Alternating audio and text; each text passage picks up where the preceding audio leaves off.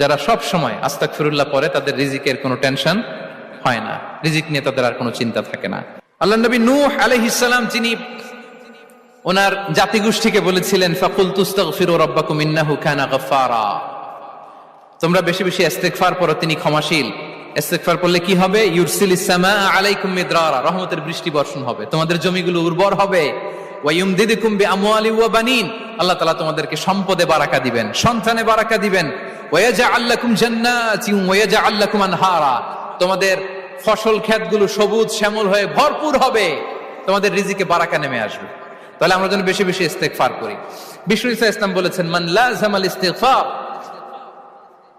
জাআলাল্লাহু লাকুম মিন কুল্লি দিকিন মাখরাজা ওয়া মিন কুল্লি হাম্মিন ফারাজা ওয়া ইয়ারযুকহু মিন হাইসু লা ইয়াহতাসিব, যে সব সময় ইস্তেগফার পরে তার কোনো টেনশন থাকে না, তার জীবনে দুশ্চিন্তা আসে না, আর এমন জায়গা থেকে আল্লাহ রিজিকের বন্দোবস্ত করে যেটা সে কল্পনাও করে না।